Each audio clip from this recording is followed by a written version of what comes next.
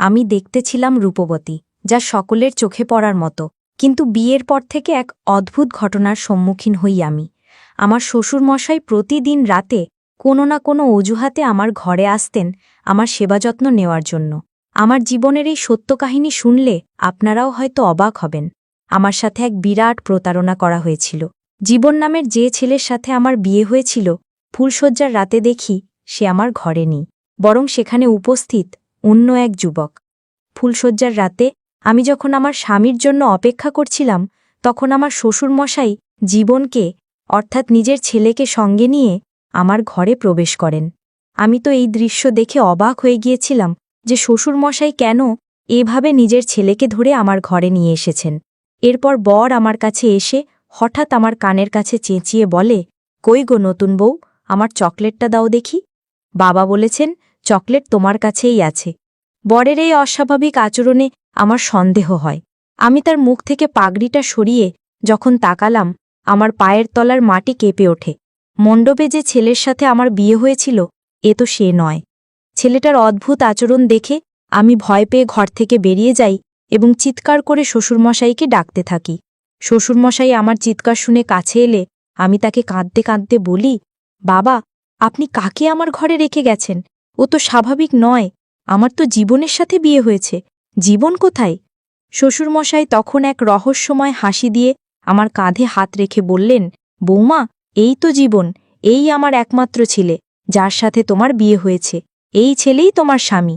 যাও, ভেতরে যাও। আমি আতঙ্কিত হয়ে বললাম, বাবা, আপনি একবার ভেতরে এসে দেখুন, এই ছেলেটা জীবন নয়, এর সাথে আমার বিয়ে হয়নি। কিন্তু আমার শ্বশুরমশাই আমার কোনো কথা না শুনে আমাকে জোর করে ঘরের ভেতর ঠেলে দিয়ে বাইরে থেকে দরজা বন্ধ করে দেন। সারা রাত আমাকে সেই অস্বাভাবিক ছেলেটির সাথেই কাটাতে হয়। আমি বুঝতে পারছিলাম যে আমাদের সাথে বিরাট বড় এক ছলনা করা হয়েছে। আমি স্বপ্নেও ভাবতে পারিনি আমার জীবনে এমন কালো দিন নেমে আসবে। সেই মুহূর্তে আমার মাথা কাজ করা বন্ধ করে দিয়েছিল। আমি বুঝে উঠতে পারছিলাম না আমার কি করা উচিত। পরের দিন সকালে আমি আমার বাবা মাকে ফোন করে সব ঘটনা জানাই। তারা আমার শ্বশুরবাড়িতে এলে আমি তাদের খুলে বলি যে কিভাবে শ্বশুরমশাই তাদের কর্মচারীর ছবি দেখিয়ে আমার বিয়ে তার মানসিক ভারসাম্যহীন ছেলের সাথে দিয়েছেন। আমার সব কথা শুনে মা আমাকে একটি চড় মেরে বললেন, তোর লজ্জা করে না নিজের শ্বশুরমশাইয়ের নামে এমন মিথ্যে অপবাদ দিতে? আমি মাকে বললাম, মা, তুমি আমার কথা বিশ্বাস করছো না? চলো আমার সাথে, আমি তোমাদের ওপরে নিয়ে গিয়ে দেখাচ্ছি যে ছেলেটা কাল রাতে আমার সাথে ছিল সে আসলে কে। আমি যখন বাবা মাকে টেনে ওপরের ঘরে নিয়ে গেলাম সেই ছেলেটাকে দেখানোর জন্য, তখন দেখি সব ঘর ফাঁকা, ছেলেটা কোত্থাও নেই। তখন আমার মা আমার হাত ধরে টেনে বললেন, যার সাথে তোর বিয়ে হয়েছে সেই জীবনের সাথে তো আমরা এখানে এসেই দেখা করেছি। জীবন আমাদের সাথে দেখা করে নিজের কাজে বেরিয়ে গেছে। সে তো সম্পূর্ণ সুস্থ আর স্বাভাবিক। সে অস্বাভাবিক হবে কেন? তোর কথা শুনে মনে হচ্ছে তুই আমাদের বোকা বানানোর চেষ্টা করছিস। বোকা মেয়ে, একটা কথা ভালো করে শুনে রাখ, এরপর যদি আমাদের ফোন করে বিরক্ত করিস, আমরা ভুলে যাব যে আমাদের কোনো মেয়ে ছিল। তোর জন্য আজ আমাদের সম্মান ধুলোয় মিশে গেল। ঠিক সেই সময় আমার শ্বশুরমশাই মুচকি হেসে আমার বাবা মাকে বললেন, হয়তো আমার ছেলের সাথে আপনার মেয়ের কোনো বিষয় নিয়ে মনোমালিন্য হয়েছে, তাই ও রেগে গিয়ে আপনাদের ফোন করে ডেকেছে। এরপর আমার শ্বশুর আমার কাছে এসে খুব স্নেহের সাথে আমার মাথায় হাত বুলিয়ে বললেন, দেখো বৌমা, যা হওয়ার তা তো হয়েই গেছে। এখন সবকিছু মেনে নিয়ে এই বাড়িতেই থাকো এবং আমাকে সন্তুষ্ট রাখো। শ্বশুরমশাইয়ের কথা শুনে আমি রেগে গিয়ে বললাম, আপনার লজ্জা হওয়া উচিত। আপনি আমার মতো একটা তরুণী মেয়ের জীবনটা নষ্ট করে দিয়েছেন, আর এখন বলছেন আমাকে সন্তুষ্ট রাখতে। সবকিছু জেনেও আপনি কেন আপনার মানসিক ভারসাম্যহীন ছেলের সাথে আমার বিয়ে দিলেন? শ্বশুরমশাই মুচকি হেসে বললেন, বৌমা, আস্তে আস্তে সবই জানতে পারবে। এখন বেছে কথা না বলে আমার পায়ে একটু তেল মালিশ করে দাও দেখি।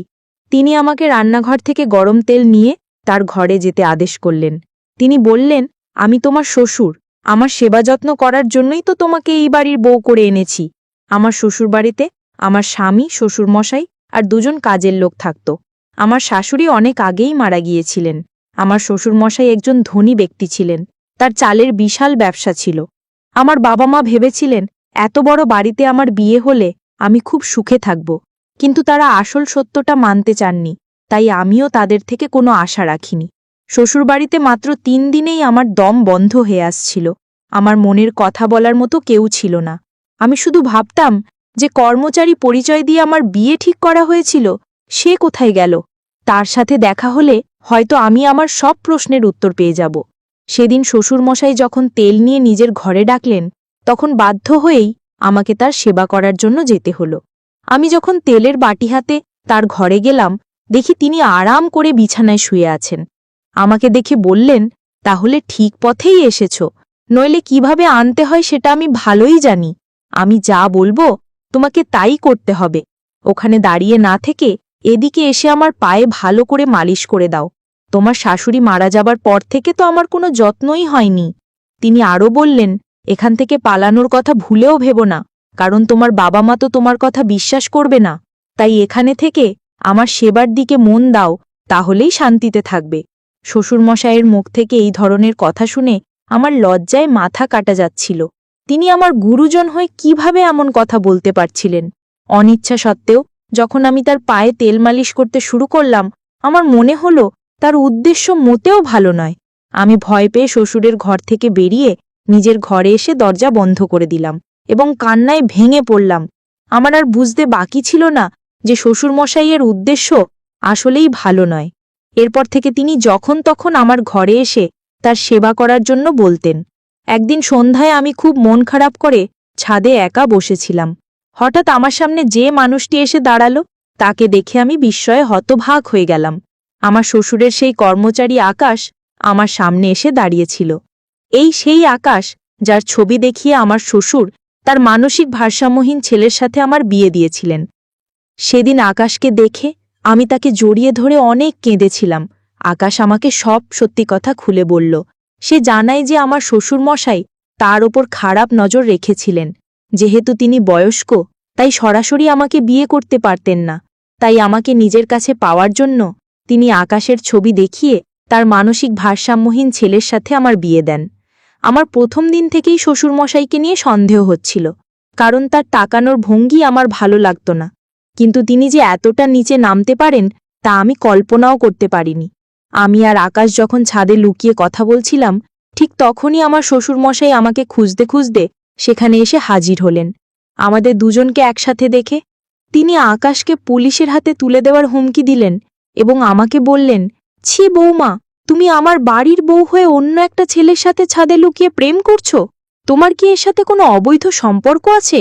শ্বশুরমশাই সব কিছু জেনেও আমার ওপরে দোষ চাপানোর চেষ্টা করছিলেন।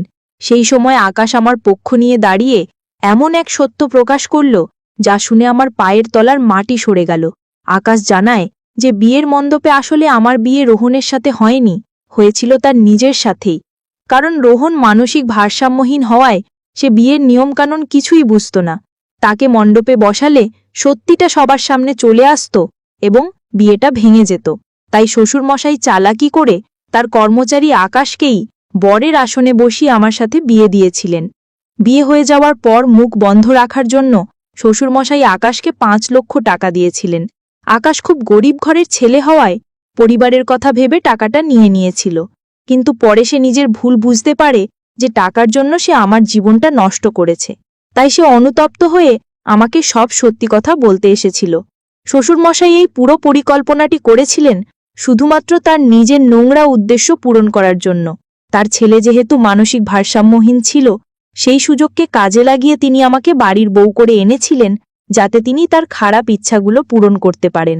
সব সত্যি জানার পর আমি শ্বশুরের সামনেই আকাশকে বললাম, সবার সামনে আগুনের সাক্ষী রেখে যখন তোমার সাথেই আমার বিয়ে হয়েছে, তাহলে তুমি কি আমাকে স্ত্রীর মর্যাদা দেবে? তুমি কি আমাকে তোমার বাড়ি নিয়ে যাবে? তখন আকাশ আমার সামনে হাত জোড় করে বলল, ম্যাডাম, আমি খুব গরিব মানুষ, আপনি কি আমার মতো গরিবের সাথে সারা জীবন কাটাতে পারবেন? আমি আকাশকে বললাম, গরিব হলেও তুমি একজন সৎ মানুষ। তুমি আমার কষ্টটা বুঝতে পেরে আমাকে সাহায্য করতে এসেছ। এটাই তোমার সততার সবচেয়ে বড় প্রমাণ। আমার টাকা পয়সার কোনো লোভ নেই। আমি তোমার সততাকেই নিজের স্বামী হিসেবে গ্রহণ করলাম। আমাদের কথা শুনে শ্বশুরমশাই আকাশের সামনেই আমার হাতটা শক্ত করে ধরে বললেন, এই মেয়ে, তোর কি মাথা খারাপ হয়ে গেছে? আমার এত বড় বাড়ি ছেলে তুই এই কাজের লোকটার সাথে থাকতে চাইছিস? বেশি বাড়াবাড়ি করলে আমি পুলিশ ডাকব, আর তোর বাবা মাকেও ডাকব। সেই মুহূর্তে আমি শ্বশুরমশাইয়ের হাত ছাড়িয়ে নিয়ে আকাশের হাত ধরে বললাম, আপনার যাকে খুশি ডাকুন। আমার বাবা মা যখন আমার কথা বিশ্বাস না করে আমাকে একা ফেলে গেছেন, তখন তাদের আশা বা না আশায় আমার কিছু যায় আসে না। আমার বিয়ে যার সাথে হয়েছে, আমি তার সাথেই আমার শ্বশুরবাড়ি যাব। আর আপনি যদি আমাদের বাধা দেওয়ার চেষ্টা করেন, তাহলে আমি আর আমার স্বামী মিলে আপনার নামে পুলিশে অভিযোগ জানাব। সেদিন আমার প্রাক্তন শ্বশুরমশাই আমাকে আটকানোর অনেক চেষ্টা করেছিলেন, কিন্তু আমি তার কোনো কথা শুনিনি। বরের সাথে চলে আসার আগে আমি তাকে বলেছিলাম, আপনি আমার সাথে যে প্রতারণা করেছেন, আমি সেটা হয়তো সহ্য করে নিতাম, কিন্তু আপনি যে এতটা নিচু মানসিকতার মানুষ, তা আমি ভাবতেও পারিনি। শুধুমাত্র নিজের ইচ্ছা পূরণের জন্য আপনি নিজের মানসিক ভারসাম্যহীন ছেলের জীবনকে ঢাল বানিয়ে আমাকে মিথ্যে অভিনয়ের মাধ্যমে এই বাড়িতে এনেছিলেন।